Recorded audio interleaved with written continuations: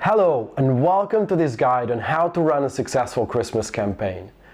I'm Zolly, the co-founder of the UK's longest running escape room, ClueQuest, and the founder of Zollytopia, the consulting service for escape room owners from an escape room owner. Christmas is the busiest time of the year for escape rooms and for the whole entertainment sector really, as it's a perfect excuse for customers to spend some meaningful time with their loved ones. Since this is the busiest time of the year, the last thing you want on your plate is to think about when and what to do during your Christmas campaign to make the most of it financially. In this guide, I'll walk you through all the details of a Christmas campaign to get you in the swing of things. There's also an optional toolkit for £100 that will guide you through the campaign step by step, including all the templates you will need to run a successful campaign. Great, let's get started.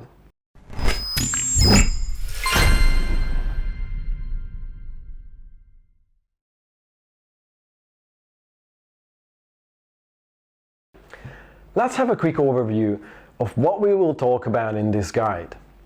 First, we will quickly go through the narrative of the campaign, what it could be and why you even need one. Then we will have a look at the different things you're selling and how you should position them on the different marketing channels you have access to. Finally, we will have a look at all the different marketing channels you could use, from your own location marketing through newsletters to your social channels.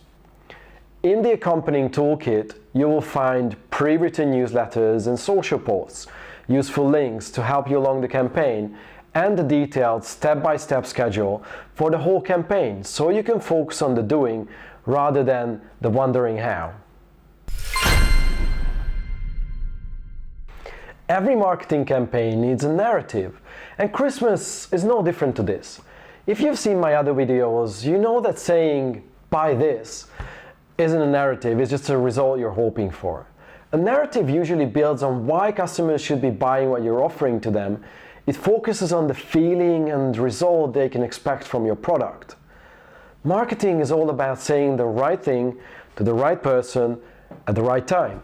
So we have to dedicate a bit of time to discuss what the customers want. What you want is clear: as many sales as possible to have a financially successful festive season and to make up for some of their lost revenue from the last couple of years. But what do the customers want, and how do these two things meet? To establish this, we need to have a closer look at the broader context of the last couple of years.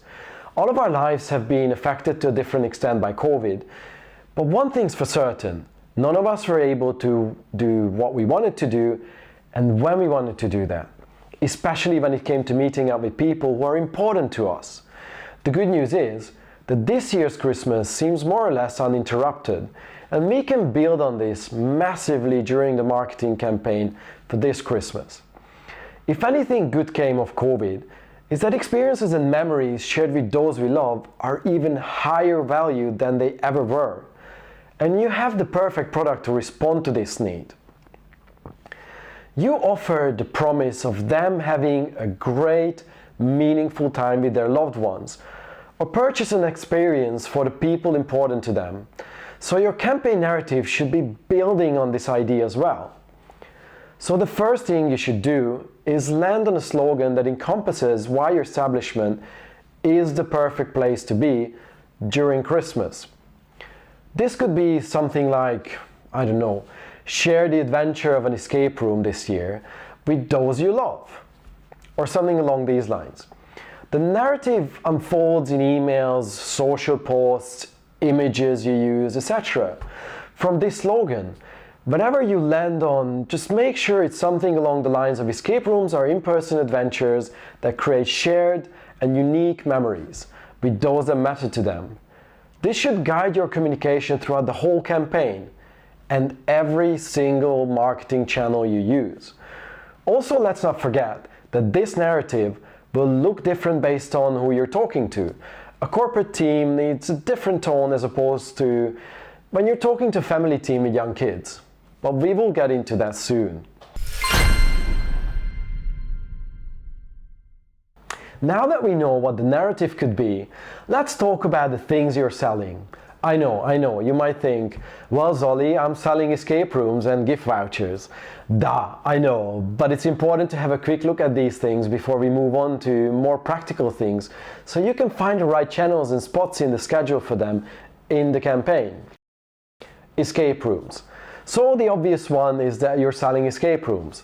This is your high value ticket item, and in the beginning of the campaign you should be focusing on filling up the booking slots as much as possible. There will typically be three types of customers who come and play: corporate teams, friend groups, and families. And if your booking data allows you, you should separate them from each other so you can hit a different tone in your email marketing that ups your chances to sell more. A corporate team needs different selling points than a family and friends team.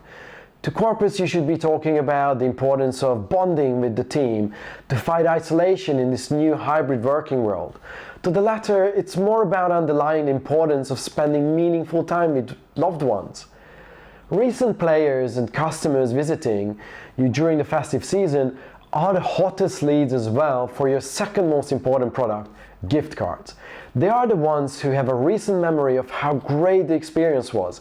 Thus, they are the most likely to buy one for someone important to them, or even one for themselves.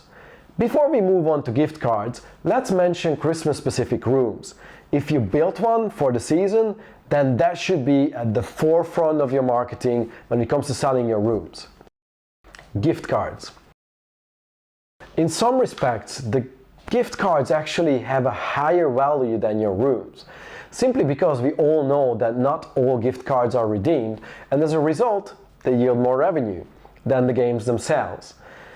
Your gift cards and offers should be very much present throughout the whole campaign on all channels, but you start shifting focus to them as Christmas gets closer and closer. In the toolkit, the schedule I built already does this for you. This is a pretty obvious one, but make sure you're not just selling the regular gift cards you're selling usually during the year, but you have a festive season specific design. Also, as soon as you have the Christmas decoration up at your location, you should offer them to customers after their experience. This can be an on-site special where they get a physically printed and nicely packed version. You can even give them a 10% off deal if they buy it right there, right then, right after their experience. Don't forget that your main audience for gift cards is your existing audience. They know what they're getting into, so don't bother too much with trying to gain new business. Focus on the people who already know and love your brand. Remote play and play at home. Probably you have some sort of remote play or play at home option that you came up with in response to COVID. My advice is to keep these on the back burner during the Christmas campaign, and let me explain why. These are most likely low value items compared to your gift cards and live games, so you don't want these products to cannibalize the high value purchases. Let's say you have a play at home solution that costs £20 per team, and your gift vouchers for 4 people costs £100. And if someone decides to buy a £20 gift instead of a £100 one, you just lost £80 worth of business. So leave these out from most communications and focus on the high value items. There are, though, a couple of things you can do with them. And let me get into that. First, if you have multiple play at home games, you should bundle them up and create a high value item. So if someone wants to play at home game that can go under the tree, they still have the option at least to spend more with you. Secondly, there is one very specific audience that you can advertise these to. People who are not living in the area and as such are not planning to return anytime soon. If you're using Mailchimp, for example, you can filter them out pretty easily when you're sending out an email to your subscribers. So they still get an option for Christmas and you maximize revenue from a sideline product. There's a step-by-step guide on how to do this in the toolkit. Meeting space. Lastly, let's quickly talk about meeting spaces. You might not have one, but you definitely have a briefing area which can double up as a meeting space. This is something that should definitely go into corporate communications and can be an afterthought mentioned to regular teams. It can be a bit of a hassle to organize catering and to deal with large groups, taking up the meeting space. So if you don't have the dedicated room for this and your rooms are filled up with bookings anyway, I would recommend simply letting this go for the Christmas period to minimize hassle for the operational team.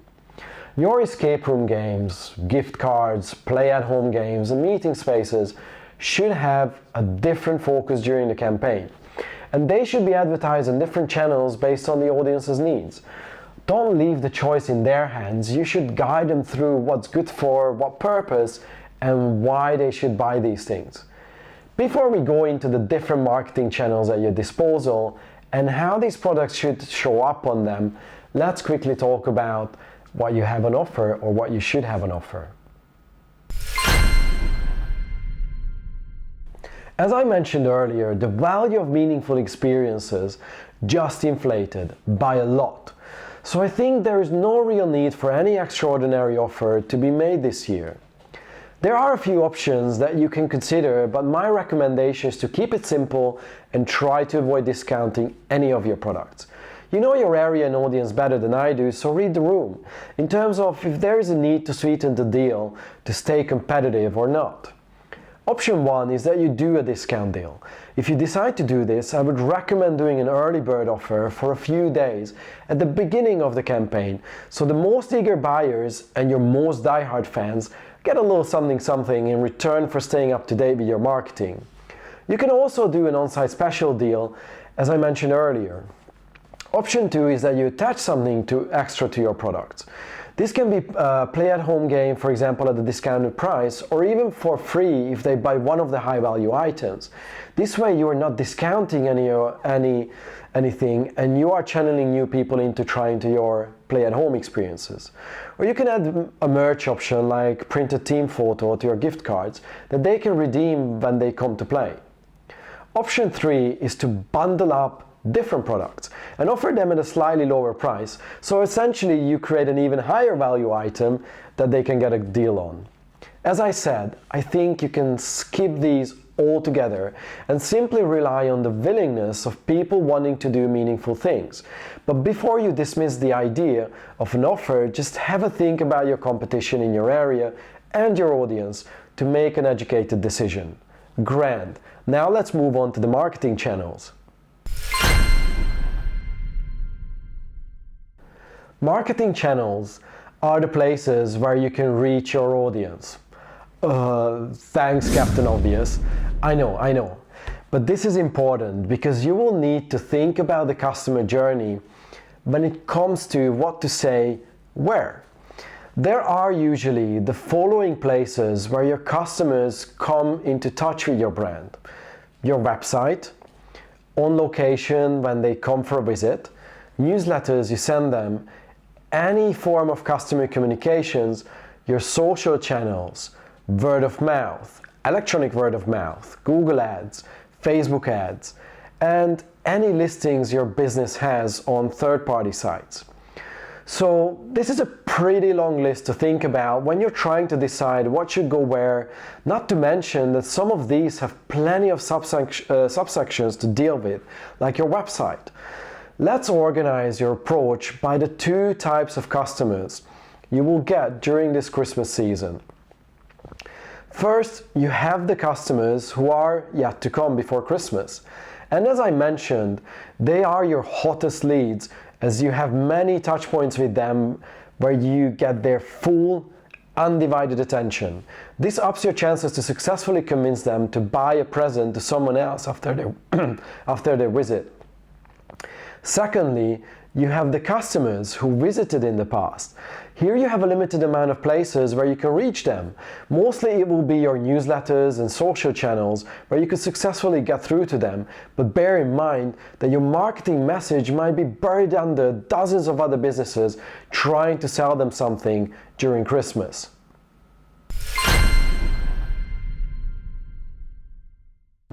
First, let's have a look at the customers who are yet to come. The website. They arrive on your website from 3 different sources. They've been to you before, so they are returning customers. someone recommended your place to them, so it's a referral by friends, or they found your place through their own research and they're brand new customers, which is amazing. You can't really do much in terms of showing different things to the different types of customers on your website, but it's important to keep in mind that whatever you show on the website should appeal to all these different types of audiences. It's also important that you display the gift cards in a prominent position from the get-go of the campaign. So this piece of information gets saved in the back of their minds. So the homepage is an obvious one to rehaul, but also give some love to the game sub pages and the gift voucher page. All of it should give out a festive vibe and repeat the messaging you've landed on when deciding the narrative you're going with for the campaign. In terms of what to do, you should replace or add new images that are season appropriate, rewrite the text wherever necessary, and update the information across the whole website to have it consistent. Remember that these things need to change as the campaign progresses. So set reminders for yourself in the calendar.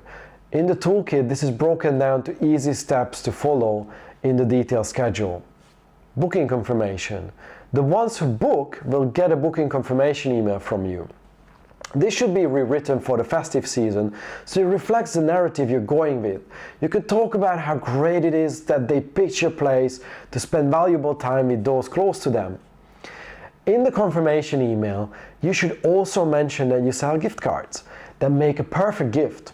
Don't push this point too much though. After all, they've just spent their money, so it would be cheeky trying to sell them something else right away. But a mention is important to keep working this into their minds. Reminder email. You might not have this step in your customer journey, but if you do, make sure that this is also repeating the campaign narrative. You can mention the on-site deal in this one too, if you have one, and prepare them for what to expect. On-site. This interaction is the most important one of all. After all, this is one where they get to experience the escape games. Obviously, you and your team will do your best to show them a wonderful time, so I'm not going to talk about that. The more important parts of this point of the customer journey is the waiting time before the game starts and the debrief after the game. Before the game starts, they should see flyers on the table and posters on the wall that advertise your gift cards. Again, repeating what a great gift this experience makes. After the game, or your hosts should try to upsell a gift card to them. It's a fine line to walk to make sure a wonderful experience doesn't turn into a sales pitch, but this is the perfect moment to subtly work in a mention of the gift cards and the on-site special to the conversation. Give a script to your hosts. They should follow, and also let them role play if time permits, so they have confidence in the process. You can even attach some sort of incentive to selling gift cards on site for the team to further encourage them to do this. You can also collect donations for your chosen charity on site. This isn't only a good deed that you should consider, but also a great talking point for newsletters and socials. One way to do this is that you set up an advent calendar that they get to open one of the doors in exchange for donation. In there you can have various things from full game vouchers through merchandise to small discounts. Only your imagination is the limit to this. It's also a perfect chance to engage in chatter with them, so you can mention the gift vouchers. Follow-up email. This is the point where you can go hardcore salesy. They've had their experience, they had time to reflect on it, and now it's time to drive home that gift card sale, if they haven't bought one yet. So as usual, thank them for their visit, ask for a review, and then make your best sales pitch for the gift card, directing them back to the relevant subpage on your website.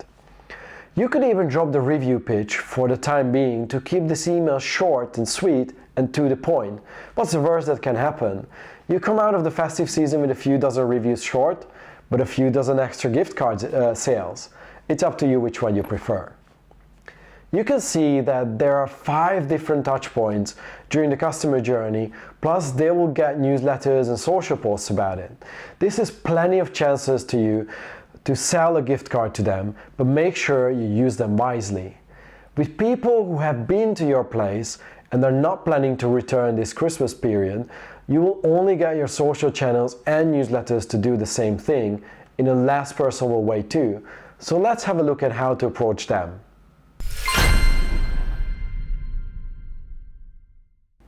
So the other big group of customers are the ones who have been to your place already. The fresher the memory, the more likely you can convince them to buy this as a present to their friends and family. As I mentioned, the two main channels you're relying on with them are your social channels and your newsletters. Both of these should have the goal to get them either to book a game for the festive season, so they enter the customer cycle we just went through, or to head to your website and buy a gift card for friends and family. Keep in mind that the closer we get to Christmas, the more you should be focusing on the gift cards. For one thing, probably your calendar will get full eventually, and secondly, the closer we will get to Christmas, the less likely it will be they will come, and more pressure there is for them to do Christmas shopping if they haven't done so already. Newsletters. Newsletters are a great way to market your products because they land right in personal inboxes. So don't shy away from sending them out. Just make sure you have something interesting to say and it's not too salesy all the time. Before we get into more details, if you can and have your booking data organized, try to separate these three categories: corporate emails, everyone else, and people who played all your existing experiences already. This will ensure that you are sending the right message to the right people without overloading them with irrelevant emails. 5 quick tips to keep in mind when you are writing your newsletters. Use images as much as possible. They convey a lot of information. Make all the images clickable to up your chances for them to head to your website. Refrain from long text-heavy formats. Always have a clear call to action button like book now or buy now. Resend your newsletters to non-openers to maximize opening rates. I've left a link below that shows you how to do this in Mailchimp. The minimum amount of newsletters you should be sending out is 3. If you have the just mentioned 3 categories, then this number goes up to 9 or somewhere in between. This doesn't mean that you have to write 9 completely different emails, but to write tweaked versions of these 3. Everyone should still only get 3 emails from you if you do the segmenting correctly. First email should go out at the very beginning of your campaign to encourage people to book an experience for the Christmas period. Remember to focus on why this is great for them, repeating the narrative you came up with. Second, email about a week before Christmas, focusing on the gift cards and the instant download nature of them. Explain why this is the perfect gift and how they could get a gift sorted for a whole family with just one purchase. Lastly, a third email should go out a couple days before Boxing Day. This should be focusing solely on the last-minute nature of this present. This is your chance to snap up any remaining purchasing power from people who haven't done Christmas shopping yet. In all the emails you are sending out, try to talk about something other than selling these products to lighten them up. Talking points can range from charity you're supporting through Christmas decorations at your location to an interesting blog you've written about festive things they can do in the area. Use your creativity and involve your team in this process. If you have plenty to talk about other than trying to sell your products, you can even ramp up the amount of emails you send out by simply talking about these things and mentioning your products just as an afterthought. If you want to learn more about highly engaging newsletter campaigns, check out my course dedicated to this topic. I'll leave the link in the description below. Lastly, for newsletters, as the campaign moves along, exclude people from it who already bought something. You can simply download your booking and gift card purchase log and tag these emails so you can exclude them from the next mail out. This not only saves you money on newsletters, but you won't annoy people with more sales emails who already bought something. Win-win. I break this process down in the toolkit. Social channels. On your social channels, you should simply repeat a short version of what you're saying in your newsletters. Don't try to reinvent the wheel. Save time by reusing materials from other channels. Additionally, you can talk about everything that's going on in the business during this period. Just to name a few additional topics you can lead with here. You can share pics of decorating the place and the final result. Customer photos in funny Christmas jumpers, your own team in funny Christmas jumpers, photos of your own team's Christmas party, if you're organizing one, building the Christmas themed room, if you're building one, and video testimonials from customers and how much they enjoy this experience. Socials should have a similar rhythm to newsletters where you first encourage people to book and give you a visit, and as Christmas gets closer, you shift focus on your gift cards. I do recommend setting up a budget on how much you're willing to spend here. Define this budget depending on the size of your business and what your expectation is from the campaign. So if you're dealing with, let's say, 300 booking, around this time, then spending 1% of that revenue here is a starting point, but you can go all the way up to 5% of that revenue. Just make sure you monitor results during the campaign. When you're setting up boosts for these posts, focus your budget on posts that are focusing on selling either the rooms or the gift cards. Allocate a small portion of the budget to other posts to get in front of your followers. So when you're targeting these posts, I would recommend focusing on people who like your page and their friends targeting the local area. If you have a rather large budget, then you can tap into pushing these through to people who haven't heard about you and try to get some new customers. But remember, this isn't necessarily the time to do that.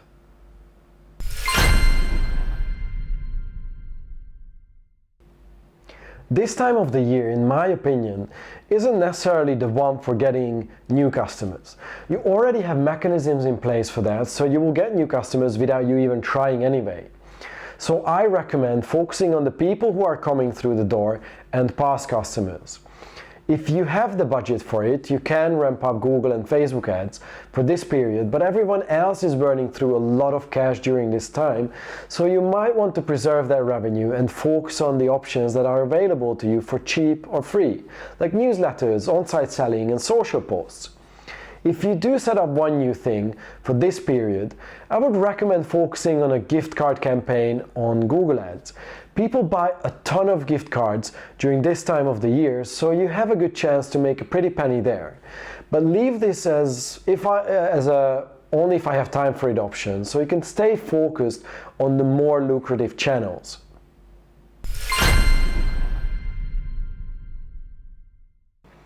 Lastly, before we wrap up this guide, let's quickly talk about the schedule. Ideally, you would want to run your Christmas campaign for a minimum of 3 weeks. So the latest you should start this is the week of the 6th of December. If you start any later than this, you will be too late to the party to make a decent revenue. You might still be able to sell some gift cards, but that's pretty much it, so act quickly. Aim for starting your campaign on the 29th of November. And what I mean by this is that you have your first newsletter ready to go, the website changes are done, and some social posts are pre-made. Also start your paid ads if you decide to do that.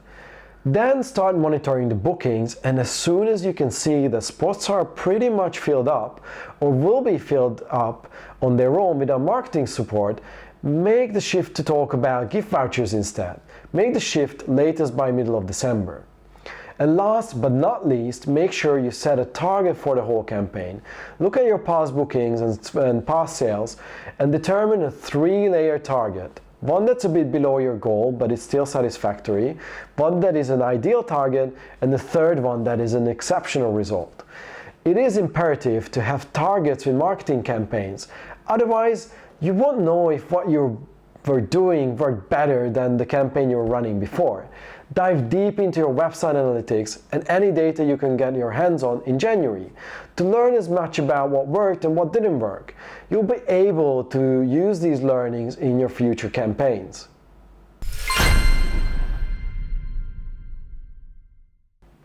Thank you so much for watching this guide. And I really hope it got you in the mood for planning a stellar, high-yielding Christmas campaign this year. If you want to focus on the doing rather than figuring out the finer details, you can grab the accompanying toolkit from my website. It has all the newsletters and social posts pre-written for you, with other useful links and guides, and last but not least, a detailed schedule about when to do what. I've left the link below in the description. You also get 2 meetings with me to discuss any issues you bump into during your Christmas campaign. I wish you all the best for this period and good luck to make up as much as possible for the past couple of years we've been through as an industry. Thank you for watching. Zolly out.